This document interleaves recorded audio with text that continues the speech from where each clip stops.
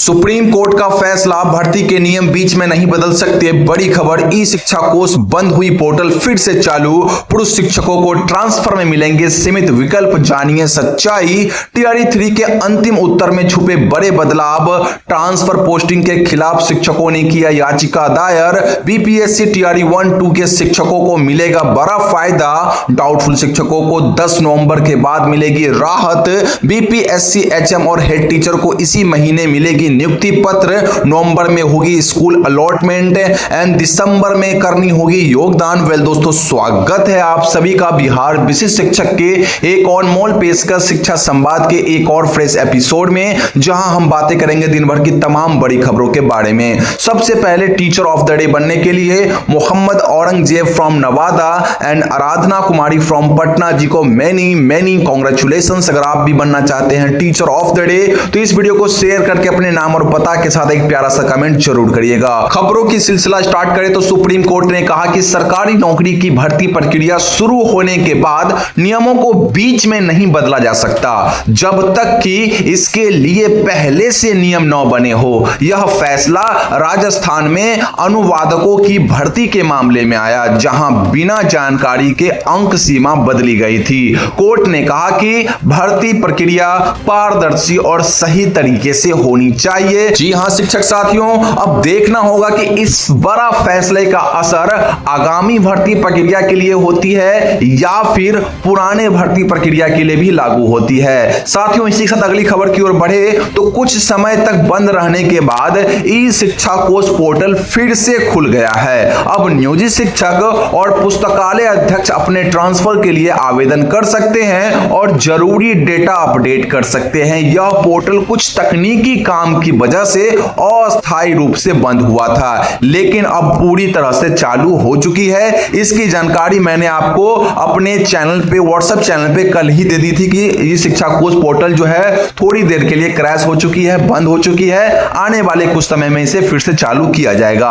साथियों, इसी के साथ पुरुष शिक्षकों ने ट्रांसफर प्रक्रिया में सीमित विकल्पों पर नाराजगी जताई है। उन्हें गृह अनुमंडल, वर्तमान पदस्थापित अनुमंडल, ससुराल वाला अनुमंडल और पत्नी के वर्तमान अनुमंडल में आवेदन की अनुमति नहीं है। ऐसे में शिक्षकों ने सवाल उठाया है कि जब इन स्थानों पर आवेदन नहीं कर सकते तो विकल्प भरने की आवश्यकता क्यों है? आप हमें ऐसे ही ट्रांसफर कर दें। अब यह मामला और बढ़ती जा रही है। साथियों, देखना होगा कि आने वाले समय में और क्या कुछ बदलाव शिक्षा विभाग करती रहती है। ये बहुत ही बड़ी खबर थी जो मैंने आपको प्रोवाइड की, लेकिन ये शॉकिंग न्यूज है, खास के शिक्षकों के लिए, पुरुष शिक्षकों के लिए। अब तो हद हो गई है। साथियों, इसी के साथ बिहार लोक सेवा आयोग ने विज्ञापन संख्या 22/2024 के तहत विद्यालय अध्यापक पदों की प्रतियोगी परीक्षा टीआरई 3 के कुछ विषयों के अंतिम आदर्श उत्तरों में कुछ सुधार की सूचना दी है। वर्ग 9 और 10 के मैथिली और ललित कला, वर्ग 11 और 12 के संगीत, गणित, इतिहास, जंतु विज्ञान और भौतिकी तथा वर्ग 6 से 10 के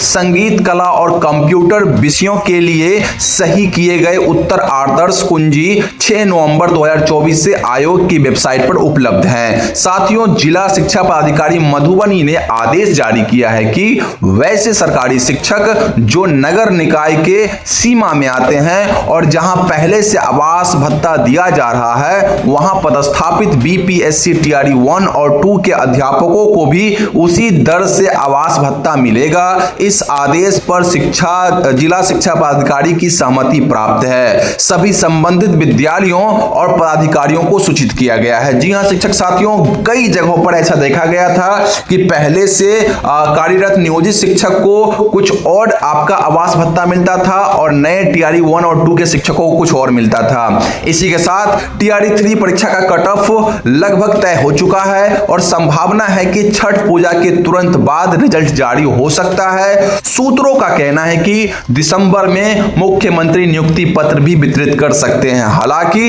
इस खबर की अभी तक कोई आधिकारिक घोषणा या सत्यता की पुष्टि आंतरिक स्रोतों से नहीं हुई है, तो इस बात को ध्यान रखिएगा।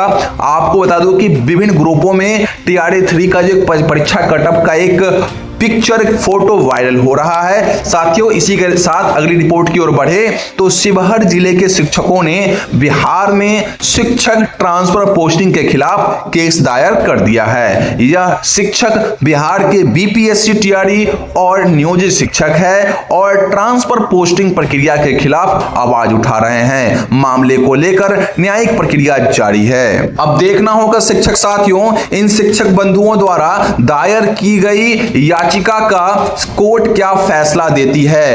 क्या शिक्षक के पक्ष में होती है या फिर सरकार के पक्ष में होती है। देखते हैं आने वाले समय में नियमावली में कुछ बदलाव होती भी है या फिर नहीं। लेकिन साथियों, मैं बता दूं, इसके विपरीत वायरल खबरों के अनुसार एसीएस महोदय नवंबर में ही स्कूलों का अलॉटमेंट करने की योजना बना रहे हैं और दिसंबर के पहले सप्ताह में शिक्षकों को उनके नए पदों पर योगदान देने का निर्णय लिया जा सकता है। हालांकि इस बारे में भी कोई आधिकारिक घोषणा अभी तक तय नहीं की गई है और इनकी पुष्टि के लिए इंतजार किया जा रहा है। जी हां शिक्षक साथियों, अब देखना होगा कि एसीएस सिद्धार्थ महोदय क्या क्या गुल खिलाते हैं, शिक्षकों को किस हद तक तरपाते हैं। साथियों, इसी के साथ अगली रिपोर्ट की ओर बढ़े तो अगली रिपोर्ट भी वायरल खबरों के अनुसार ही निकल के आ रही है कि बीपीएससी एचएम और हेड टीचर को इसी महीने के अंत तक मुख्यमंत्री नीतीश कुमार के हाथों द्वारा नियुक्ति पत्र मिल सकता है और उनका ज्वाइनिंग जो है वो दिसंबर के दूसरे हफ्ता तक हो सकता है। यह खबर पटना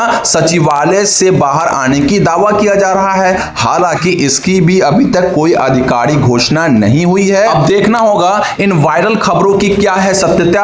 आने वाले कुछ ही दिनों में इसकी पुष्टि हो जाएगी। इसकी सही जानकारी के लिए आपको इस चैनल को अभी सब्सक्राइब कर लेना होगा ताकि आने वाले समय में सबसे पहले मैं आपको इन्फॉर्म कर सकूं इस अपडेट के बारे में। साथ ही साथ साथियों, सक्षमता प्रथम उत्तीर्ण नियोजित शिक्षकों जिनका काउंसलिंग किसी कारणवश पूर्ण नहीं हो पाया था, उनके लिए 10 नवंबर के बाद दिशा निर्देश जारी किए जाएंगे। सभी शिक्षकों से अपील की गई है कि वे अपने प्रमाण पत्रों को पूरी तरह से तैयार करें, अन्यथा अगली काउंसलिंग के बाद शायद ही अब आपको नई काउंसलिंग का मौका मिलेगा। तो इससे पूर्व ही अपनी सभी डॉक्यूमेंट्स को समय रहते हुए तैयार कर ले ताकि आपकी काउंसलिंग में कोई भी दिक्कतें उत्पन्न न हो सके।